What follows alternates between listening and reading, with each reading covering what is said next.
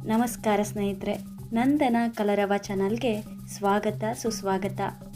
ಯಾರೆಲ್ಲ ಈ ಮೊದಲು ನನ್ನ ಚಾನಲ್ ನೋಡ್ತಾ ಇದ್ದೀರಿ, ಸಬ್ಸ್ಕ್ರೈಬ್ ಆಗಿ ಬೆಲ್ ಐಕನ್ ಒತ್ತಿ.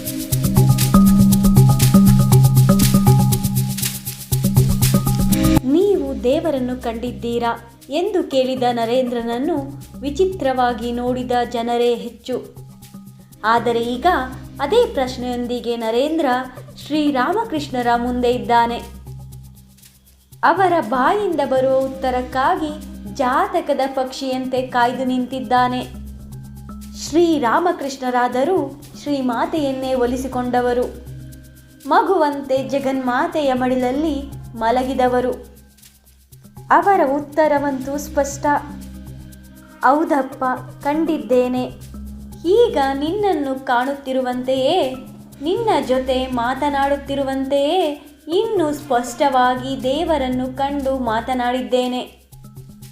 ಆದರೆ ದೇವರು ಯಾರಿಗೆ ಬೇಕಾಗಿದ್ದಾನೆ?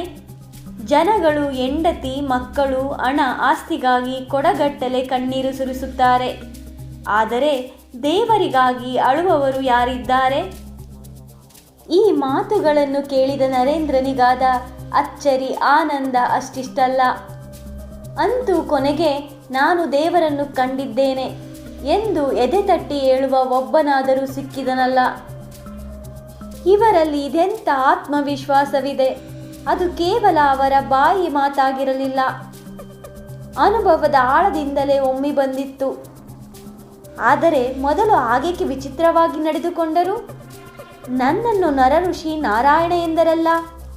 ಈ ಎರಡು ಅತಿರೇಕಗಳನ್ನು ನಾನು ಹೇಗೆ ಅರ್ಥ ಮಾಡಿಕೊಳ್ಳಲಿ ಎಂದು ಚಿಂತಿಸುತ್ತಾ ಮನೆಗೆ ಬಂದ ನರೇಂದ್ರನ ಮನಸ್ಸನ್ನು ಶ್ರೀರಾಮಕೃಷ್ಣರೇ ಆವರಿಸಿದ್ದರು. ಒಟ್ಟಿನಲ್ಲಿ ಅವನಿಗೆ ದಕ್ಷಿಣೇಶ್ವರದ ಕೋಣೆಯಲ್ಲಿನ ಎಲ್ಲವೂ ಅದ್ಭುತ, ಅಪರೂಪವಾಗಿ ತೋರುತ್ತಿತ್ತು.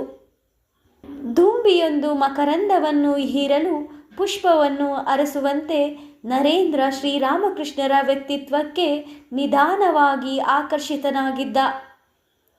ನರೇಂದ್ರನ ಮನಸ್ಸು ಶ್ರೀರಾಮಕೃಷ್ಣರ ಪವಿತ್ರ ಸನ್ನಿಧಿಯಲ್ಲಿ ಅತಿ ಸಹಜವಾಗಿ ಉನ್ನತ ಸ್ಥಿತಿಗೇರುತ್ತಿತ್ತಾದರೂ ನರೇಂದ್ರ ಪೂರ್ಣ ಪ್ರಮಾಣದಲ್ಲಿ ರಾಮಕೃಷ್ಣರನ್ನು ಒಪ್ಪಿಕೊಂಡಿರಲಿಲ್ಲ.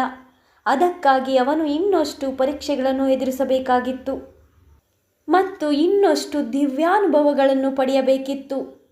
ಇಲ್ಲಿ ಶಿಷ್ಯನೇ ಗುರುವನ್ನು ಪರೀಕ್ಷಾ ದೃಷ್ಟಿಯಿಂದ ನೋಡುತ್ತಾನಾದರೂ ಪರೀಕ್ಷೆಗಳನ್ನು ಎದುರಿಸಬೇಕಾದವನು ಶಿಷ್ಯನೇ.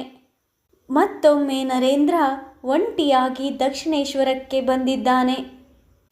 ಕಳೆದ ಸಲ ಬಂದಾಗ ಏನೋ ಒಂದು ರೀತಿ ವಿಚಿತ್ರವಾಗಿ ನಡೆದುಕೊಂಡರಲ್ಲ, ಈಗಲೂ ಹಾಗೆಯೇ ನಡೆದುಕೊಳ್ಳುತ್ತಾರಾ ಎಂದು ಭಾವಿಸಿದ ನರೇಂದ್ರ. ಆದರೆ ಕಣ್ರೆಪ್ಪೆ ಹೊಡೆಯುವಷ್ಟರಲ್ಲಿ ಶ್ರೀರಾಮಕೃಷ್ಣರು ತಮ್ಮ ಬಲಪಾದವನ್ನೆತ್ತಿ ಆತನ ಮೈಮೇಲಿಟ್ಟರು. ಆಹಾ, ಅದೆಂಥ ದಿವ್ಯ ಸ್ಪರ್ಶ! ಒಡನೆಯೇ ನರೇಂದ್ರನಿಗೆ ಅತಿ ವಿಚಿತ್ರವಾದ, ಭಯಂಕರವಾದ ಅನುಭವವಾಯಿತು. ಅವನು ನೋಡುತ್ತಿದ್ದಂತೆಯೇ ಆ ಕೋಣೆಯ ಗೋಡೆಗಳು, ಕೋಣೆಯೊಳಗಿನ ಸಮಸ್ತ ವಸ್ತುಗಳು ರಭಸದಿಂದ ಗಿರಗಿರನೆ ತಿರುಗಿ ಅವ್ಯಕ್ತದಲ್ಲಿ ಲೀನವಾಗಿ ಬಿಟ್ಟವು.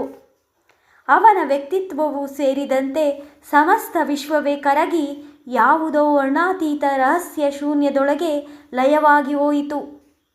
ನರೇಂದ್ರನ ಹೃದಯ ಭಯದಿಂದ ನಡುಗಿತು. ಆ ವಿಚಿತ್ರ ಅನುಭವದ ತೀವ್ರತೆಯನ್ನು ತಾಳಲಾರದೆ, ನನಗಿದೇನು ಮಾಡುತ್ತಿದ್ದೀರಿ ನೀವು? ನನಗೆ ಮನೆಯಲ್ಲಿ ತಾಯಿ ತಂದೆಯರಿದ್ದಾರೆ ಎಂದು ಕೂಗಿಕೊಂಡ. ಅವನ ಈ ಅಸಹಾಯಕ ಚೀರಾಟವನ್ನು ಕೇಳಿ ಶ್ರೀರಾಮಕೃಷ್ಣರು ನಕ್ಕುಬಿಟ್ಟರು. ಆದರೆ ಅವರಿಗೆ ಸ್ವಲ್ಪ ಅಚ್ಚರಿಯೂ ಆಯಿತು. ಏಕೆಂದರೆ ಅವರು ಅವನಿಂದ ಈ ರೀತಿಯ ಪ್ರತಿಕ್ರಿಯೆಯನ್ನು ನಿರೀಕ್ಷಿಸಿರಲಿಲ್ಲ. ಬಳಿಕ ಅವನ ಎದೆಯನ್ನು ನೇವರಿಸುತ್ತಾ, ಆಗಲಿ ಆಗಲಿ, ಇಂದಿಗಿಷ್ಟೇ ಸಾಕು, ಮುಂದೆ ಸಕಾಲದಲ್ಲಿ ಎಲ್ಲವೂ ಆಗುತ್ತದೆ ಎಂದರು. ಅರೆ, ಅತ್ಯಾಶ್ಚರ್ಯ! ಶ್ರೀರಾಮಕೃಷ್ಣರು ಹೀಗೆ ಅಂದಿದ್ದೇ ತಡ. ನರೇಂದ್ರನ ಆ ವಿಚಿತ್ರ ಅನುಭವ ದೂರವಾಯಿತು. ಅವನು ಮತ್ತೆ ಮೊದಲಿನಂತಾದ. ಈಗ ಕೋಣೆಯ ಗೋಡೆಗಳು, ಒಳಗಿರುವ ವಸ್ತುಗಳು ಎಲ್ಲ ಮೊದಲಿನಂತೆಯೇ ಕಾಣತೊಡಗಿದವು. ಆದರೆ ಇವಿಷ್ಟು ನಡೆದು ಹೋದದ್ದು ಕೆಲವೇ ಕ್ಷಣಗಳಲ್ಲಿ. ಈ ವಿಚಿತ್ರ ಪ್ರಸಂಗದ ತಲೆಬುಡ ಅರ್ಥವಾಗದೆ ನರೇಂದ್ರ ದಿಗ್ಭ್ರಾಂತನಾದ. ಮುಂದೇನಾಯಿತು? ಮುಂದಿನ ಭಾಗದಲ್ಲಿ ತಿಳಿಯೋಣ. ಶುಭ ದಿನ.